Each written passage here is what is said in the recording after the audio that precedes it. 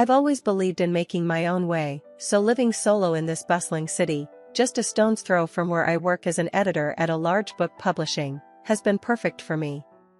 My folks, bless them, are just a phone call away, but here in the city, it's all on me. This one Saturday, needing a break from the usual, I decided to swap out manuscripts for some fresh air and headed to the nearby park.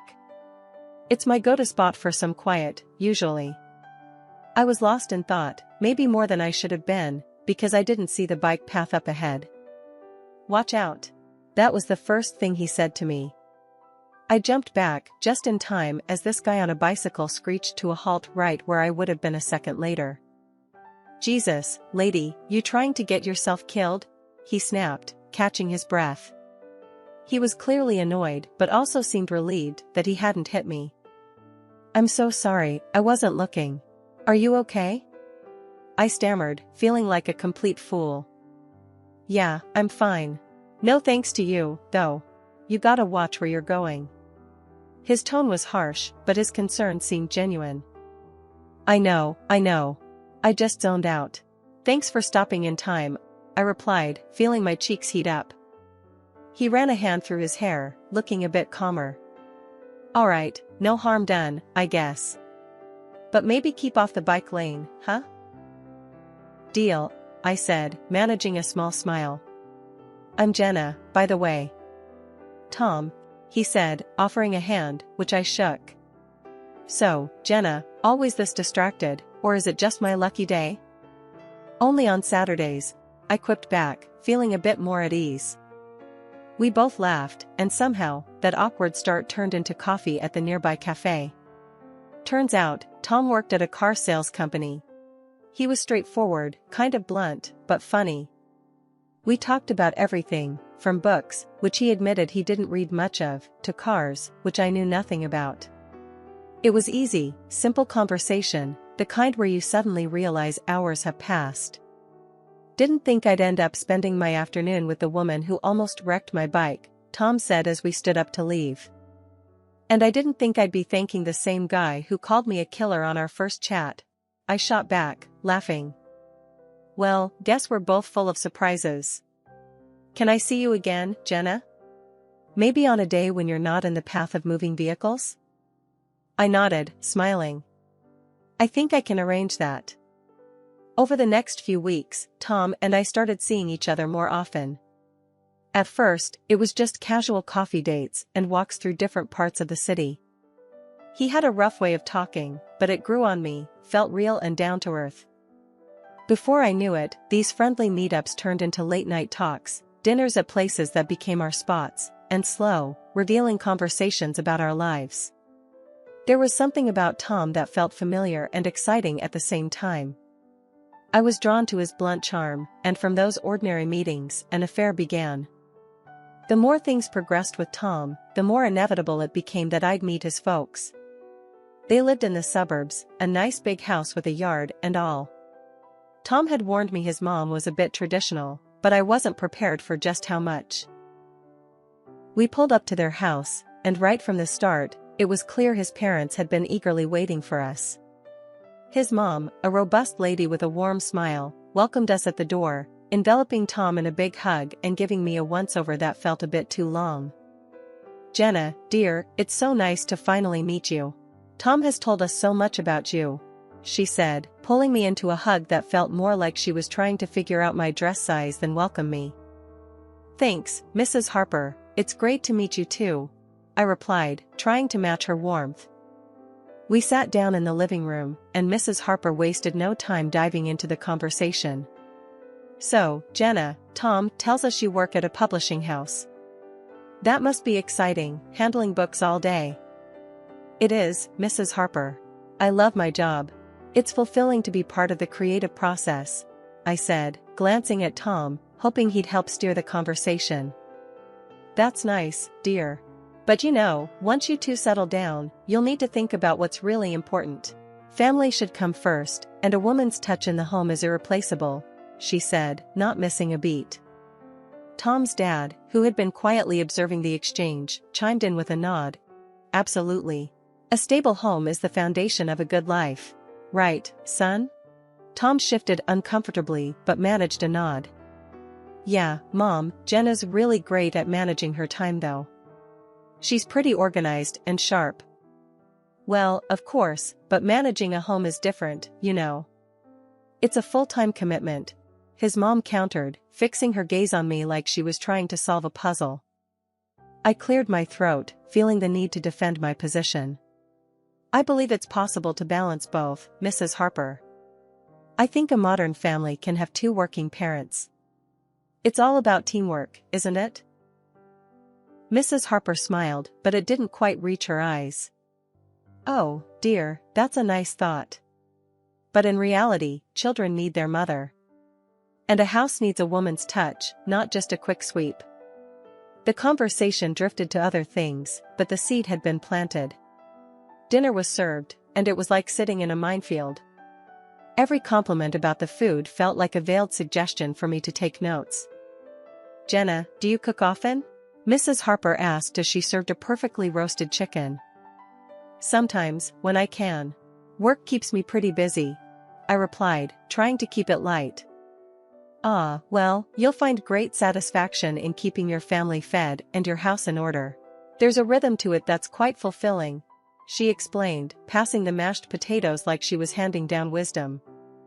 Tom kicked me under the table lightly, a silent signal to not get riled up. I just smiled, sipping my wine a bit more than usual, thinking about how this dinner was more an interview than a meal. Tom and I decided to tie the knot after a year of dating. Despite the reservations I had from meeting his parents, love, as they say, makes you hopeful.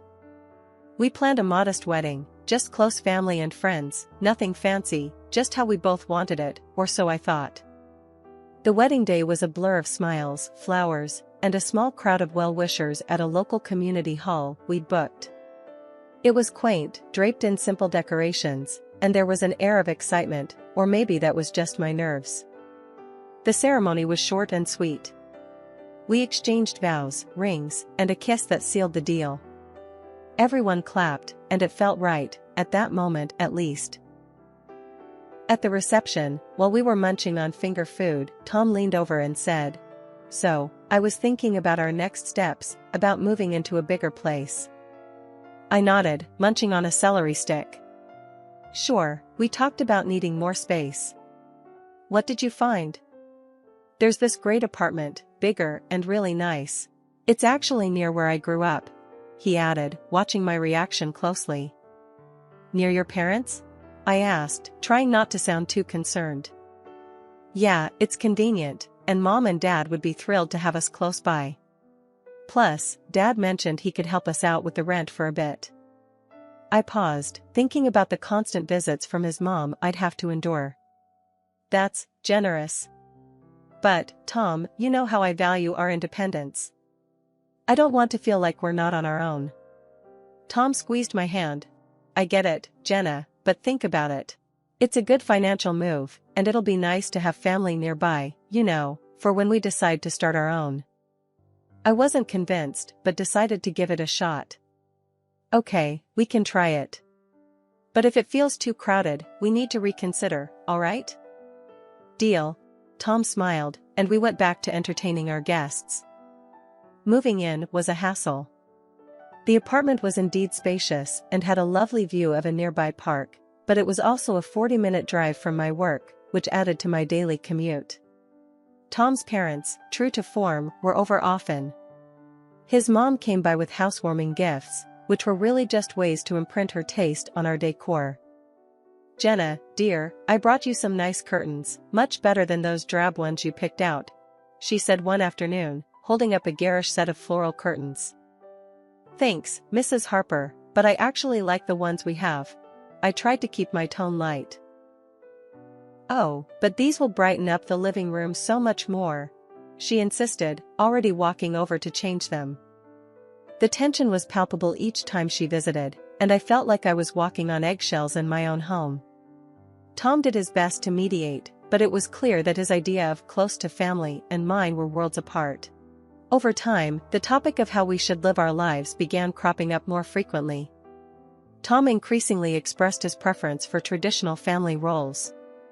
Jen, think about it. You managing the home, me bringing in the cash, it just makes sense. He'd argue, his voice firm as if that settled the matter. But look at this, I'd respond, pulling up our budget on my laptop. 2 incomes, especially now with everything that's going on, pandemics, economic dips, it just makes more sense. We're more secure this way. Tom would shake his head, clearly frustrated. That's not how a family should work. It's not just about money, Jenna. But it is about stability, Tom. And us both working doesn't mean we can't have a great home life. I tried to reason, but it felt like talking to a wall. Meanwhile, Mrs. Harper practically turned our apartment into her second home. She was over all the time, and every visit felt like an inspection. Jenna, you're not thinking of staying in that job forever, are you? She'd start as soon as she walked in. I'd barely have my coat off, and there she was, questioning my life choices. I actually enjoy my work, Mrs. Harper. It's important to me. I'd say, trying to keep my voice steady and polite. She'd tisk and start prowling around the apartment, her fingers sliding over surfaces, looking for dust. Well, if you were home more, maybe this place would be cleaner, she'd say, holding up her dusty finger like it was evidence in a trial. It's clean enough. We live here, it's not a museum, I'd shoot back, feeling my patience thinning. But she'd already be on to her next inspection point, flinging open the refrigerator to critique my grocery choices. This isn't enough food for a healthy meal. And look at these leftovers, don't you cook fresh? She'd complain, her nose wrinkling in disapproval. I tried talking to Tom about it. Your mom is overstepping, and it's stressing me out. I can't keep up with her expectations. Tom, ever the peacemaker, would sigh. She's just trying to help, Jenna. Maybe if you were home more, things wouldn't be so tense. One evening, after a particularly hard day at work, I came home to find Tom in a foul mood. This place is a mess, Jenna. And dinner's it's not up to par, he said, poking disdainfully at the pasta I had whipped up. I'm doing my best, Tom. I'm working full-time and trying to keep up with the house. But it's never good enough for you, or your mom, I snapped, frustration boiling over. Well, maybe if you weren't trying to do both, you'd actually do one right, he shot back, his words sharp and cutting. I was taken aback. Are you saying I need to choose between my job and our home? If you can't handle both, then yes. Maybe you should just be a housewife. Honestly, if things don't change, I don't see how this can work out, he threatened, his tone cold and serious. I felt a chill run down my spine. The man I loved was giving me an ultimatum that felt like a noose tightening around my neck. Be a housewife or bust. It was clear that the life I had built, my career, my independence, was slipping through my fingers the more I tried to cling to it. The tension in our home was thick enough to cut with a knife. Tom and I were at a breaking point over my career and our lifestyle. I loved him, deeply, so I made a choice that I thought could smooth things over. I went to my boss and laid it out. I was quitting to be a full-time housewife. My boss was shocked, disappointed even. He knew how much my career meant to me. But then he offered a lifeline, remote work. I could still edit, only from home. It wasn't ideal, but it felt like a compromise I could live with without completely losing myself. I didn't tell Tom about the remote work arrangement. Instead, I told him I had quit my job to focus on our home. His face lit up in a way that both warmed and broke my heart. That's great, Jen. It'll be better for us, you'll see, he said, pulling me into a hug that felt like he was clinging to a newfound peace of mind. I threw myself into the role of housewife, handling the chores, cooking meals, and making sure everything was just right for when he came home from work. But as soon as he left for work each morning, my laptop opened, and I was back at my editor's desk, remotely. The balance was precarious, juggling my secret work life with the domestic life Tom believed I had embraced. I funneled the money I earned into a separate account. It seemed smarter to have a financial cushion that Tom didn't know about, just in case. Living on just Tom's salary was his idea, and it strained our finances more than he realized. Just 3 months in, the cracks began to show. We're running low on everything, Tom. We need to rethink our budget. I approached the topic one evening, hoping for a rational conversation. What are you talking about? You're just not managing our money right. You need to cut back on spending. He snapped back, frustration lacing his words. His words stung. I hadn't bought anything for myself in ages, always hunting for deals and scrimping wherever I could. I'd been as frugal as possible. It's not enough, I insisted, my voice tight with hurt. The next day, as if on cue, Mrs. Harper showed up at our door. Tom told me you're having trouble with the budget. Let me show you how to shop properly, she declared, her tone brooking no argument. The following days were a crash course in extreme penny pinching. She dragged me to the store, pointing out the cheapest items, many of which were of questionable quality. These are what you should be buying, Jenna. None of that fancy stuff, she instructed, her voice harsh as if I was a wayward child.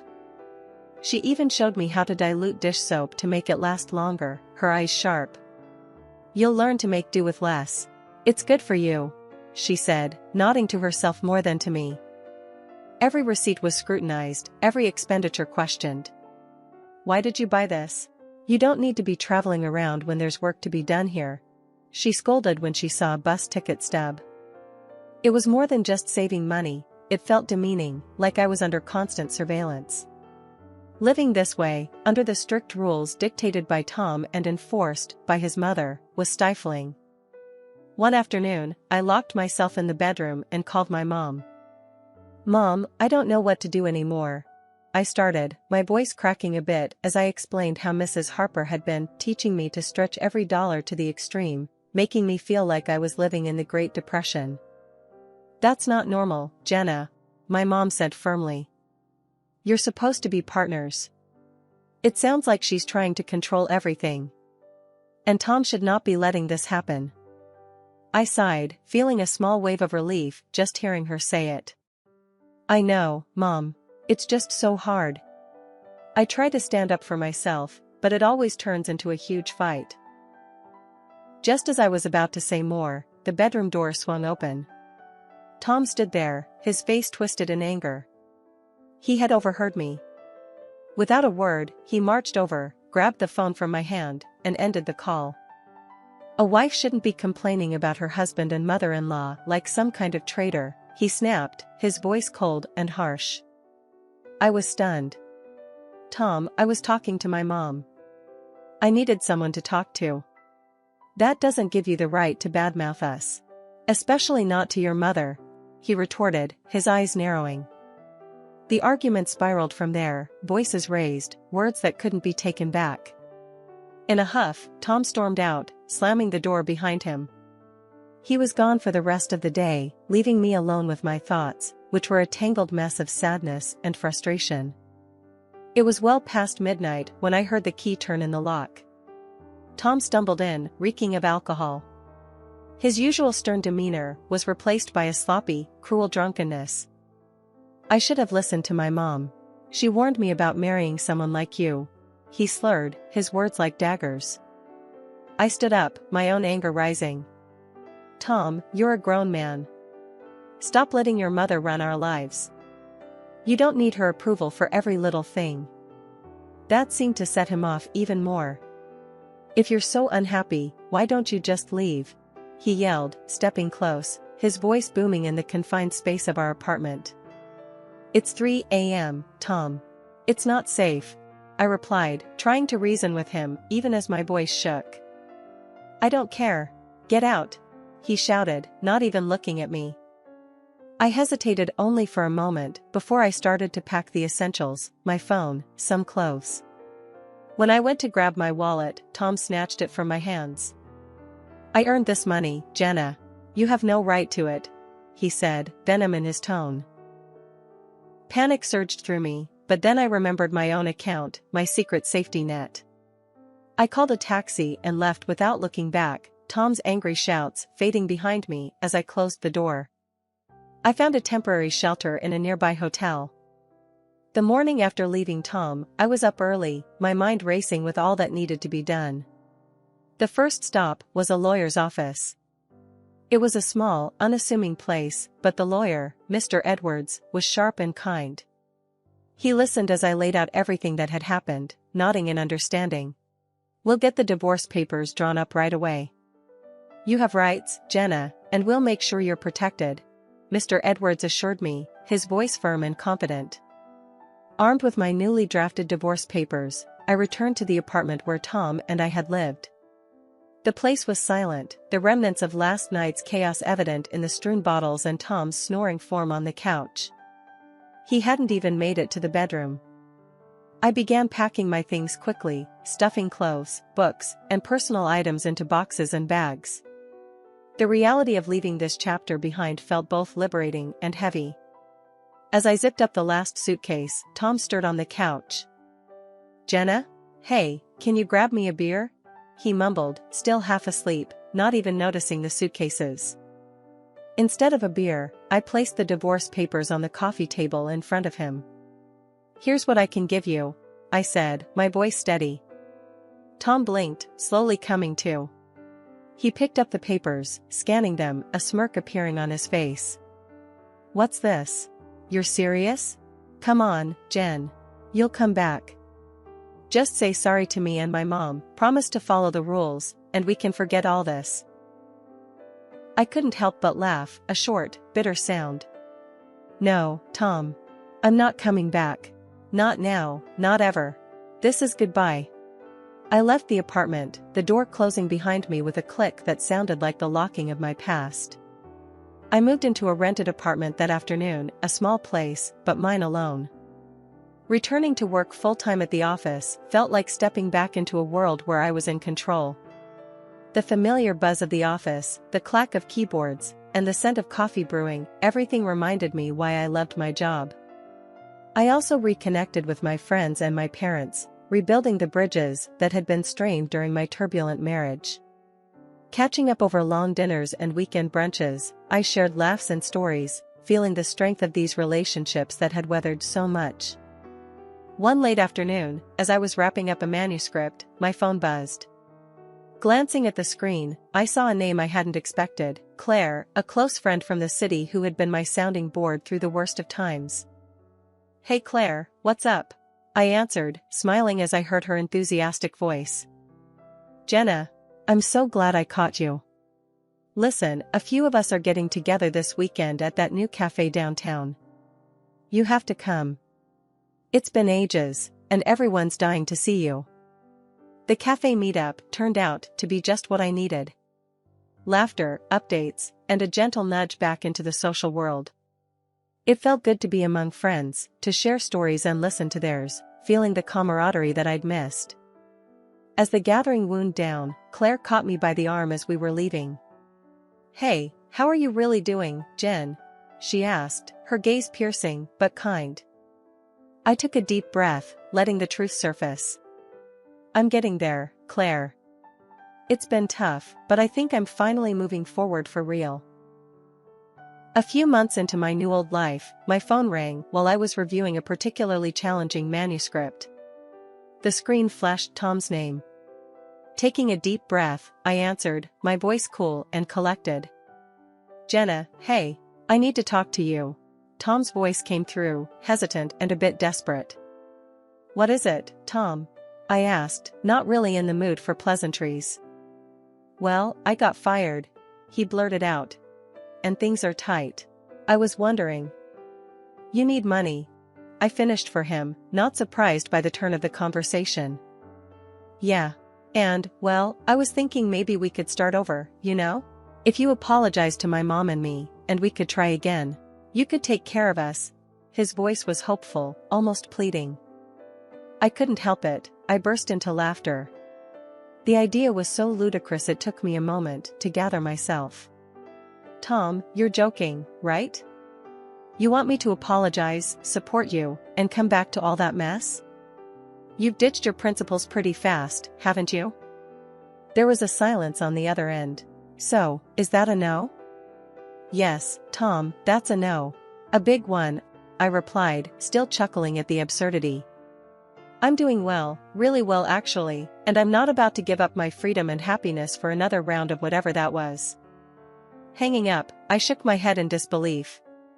The call was a stark reminder of how far I had come and how much I had changed. I was free, truly free, and it felt liberating. I turned back to my manuscript, a smile playing on my lips. The idea of jumping back into a relationship wasn't appealing at the moment. I was enjoying my independence too much, savoring the peace that came with it.